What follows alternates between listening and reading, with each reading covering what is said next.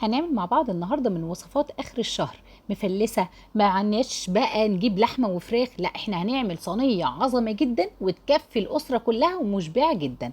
يلا نسمي الله ونصلي على الرسول عليه افضل الصلاه والسلام ونشوف طريقتنا ايه. اول حاجه نزلت كده معايا في طاسه على شويه زيت صغيرين قوي، ونزلت ببصلتين مخرطاهم على ايدي بالمنظر اللي انت شايفاه ده.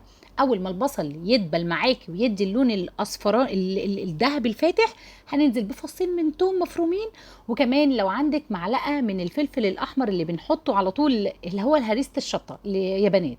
وبعد كده بعد نقلبهم تقلبتين مع بعض، نزلت بثلاث طماطمات مقطعيهم بخرط صغيره خالص، وقرنين فلفل سبايسي او رومي براحتك خالص. تعالوا نبدا نبهرهم بقى.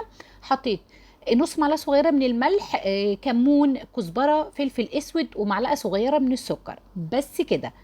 وبصوا اول ما يدبل الخضره ده معاكي بس هنسيبه بقى يهدى تماما، ولازم يبرد تماما قبل ما نحطه على الخليط التاني. تعالوا بقى نشوف، شايفين السرعه؟ انت ما بتكمليش واقفه في المطبخ تماما. نزلت معايا بخمسه من البيض، وممكن كمان 4 بيضات، مفيش مشكله. وبعد كده حديت رشه شطه، رشه فلفل اسود، رشه ملح بسيطه. نضربهم كده بالمضرب اليدوي عادي. وبعد كده هنزل معايا بست معالق دقيق كبار، 6 معالق دقيق كبار. انا نزلت بخمسه الاول، وبعد كده نزلت بعد كده لقيتها عايزه معلقه دقيق كمان، نزلت بمعلقه دقيق. يبقى ست. لو مين بقى عارف ان احنا هنعمل ايه النهارده؟ هنعمل مع بعض العجه المصريه، بس شوفوها بطريقتي وبجد تحفه جدا. نزلت كمان بنص كوبايه ميه، وممكن على فكره نص كوبايه لبن، مفيش مشكله، بس انا بفضل الميه وبتبقى حلوه وبتدي نتيجه روعه جدا.